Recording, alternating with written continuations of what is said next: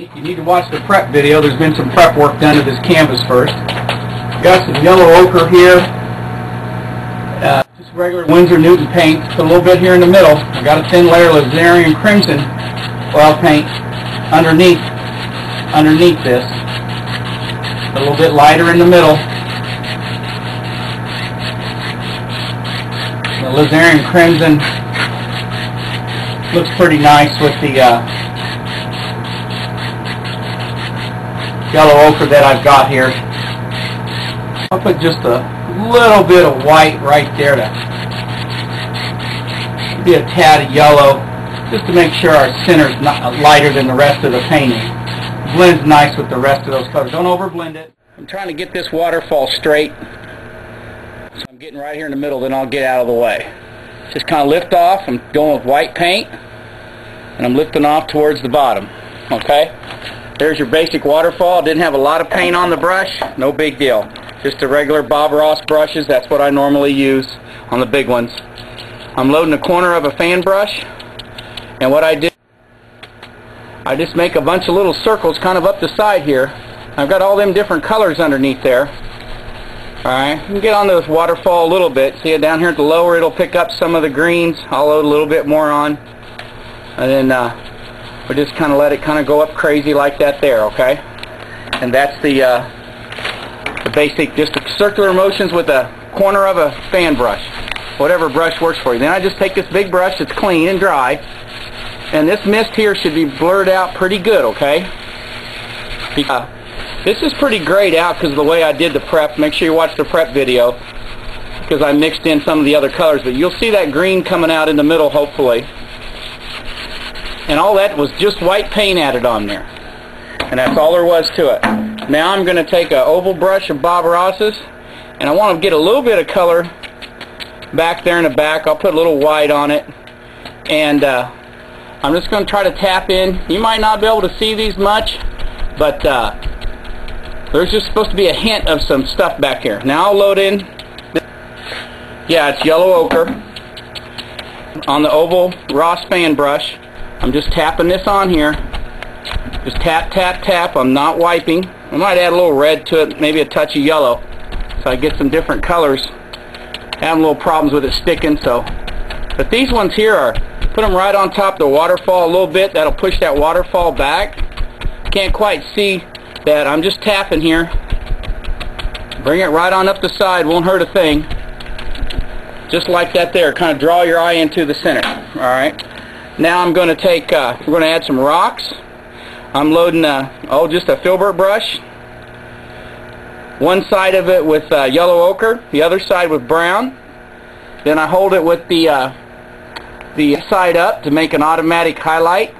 And what I do is I just start drawing in some different rock shapes. My biggest problem is I always try to keep them the same shape. Light on one side, dark on the other. Use whatever color you want. Just bring it on down here. And leave some dark areas and some different little things going on. Nothing wrong with that. Go ahead and push the waterfall back a little bit by putting things on top of it. You notice I'm not putting hardly anything on the left. And the top corner of it, I'm just I'm putting in some more circles. Circles of paint. I'll go ahead and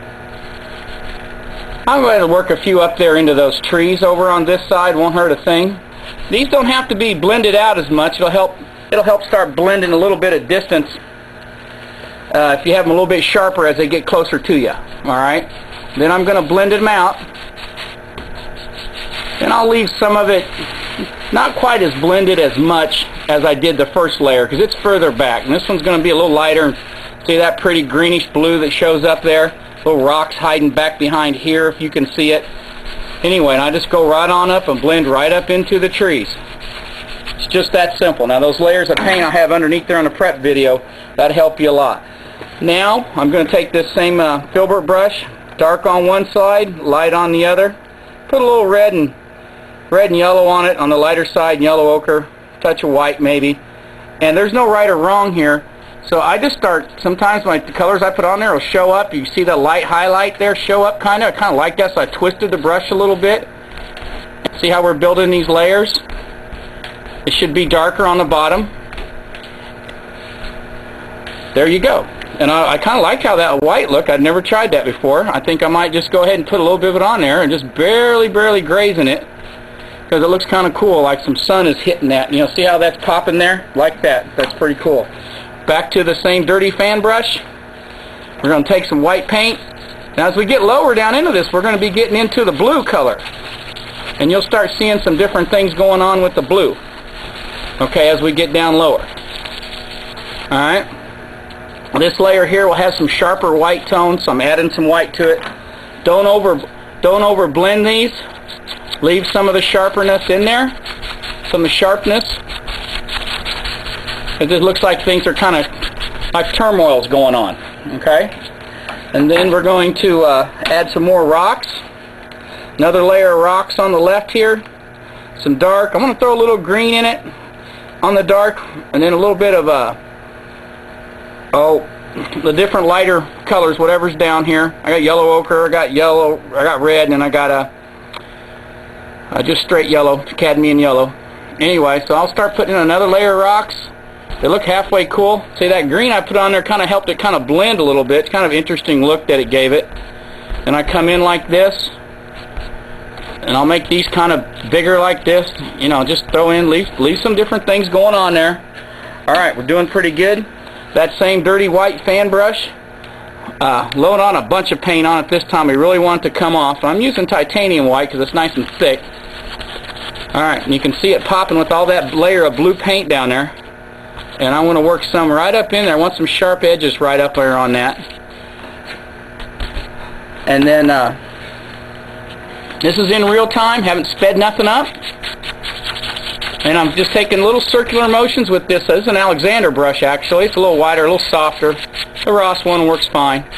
And I'm just, you can use just a regular blender if you want to. I'm just lazy and this does it quicker. Alright, and I'm just kind of blending some of that out there. Okay. I'm going to add some tapping over here. I'm just tapping, trying not to wipe. You notice I got some red on there and some little yellow. Isn't that kind of cool looking? So I went ahead and touched on a little yellow, just barely touching. Adding some little things up the side. Some greens and yellows. I've got some soft mixing white, a little bit thinner than titanium white, but still plenty thick for, you know, an oil paint. It's not running all over or nothing. What I do back in here is, this is kind of important. How to start water is always a pain. I always just kind of draw back and forth like this. And then as I get closer, I'll start pulling some things down. However you want to do it. And tap a few things in underneath it. This is kind of a dark painting, but it really looks cool in real person. I'll try to get some good photos of it and have them here at the end of it so you can kind of see it. And as I get closer, I'll go ahead and I'll put a little color back in there, a little white there. Then I'll tap in some things here. Then I'll come down in here. And then I'll pull out some big ones here. And as it gets closer to you, go ahead and pull out some large ones, like this.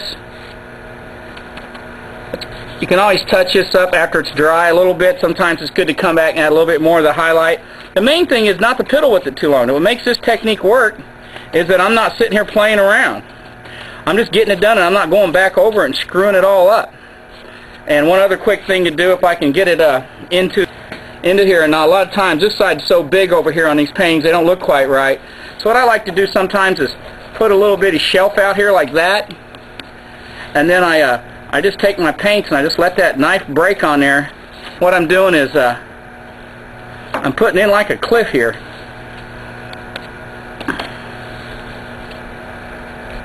Sometimes I'll draw it sideways and I'll just kind of pull it down. I got a lot of different paints kind of pre-mixed over there in a big old kind of a blob.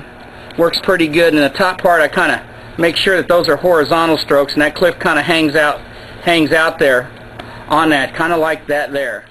I'm taking some of the thinner here and I'm going right into some of this white and gray. I don't know if you can get a shot of that or not. I'm making it real inky right with that dirty old fan brush. What I want to do here, I'm taking a little script liner brush, and this is pretty cool technique. I pre-mixed it with the fan brush a little bit. See how it's running down there? You got to get enough paint on there where it don't run all over the place. Then I come up here and hold the very tip of this brush, and then I just kind of pull it out across here. That'll help sell this as I'm painting with the very, very tip of this brush. Tried to get on just a touch of white there. And I'm painting a little bit of red color on it.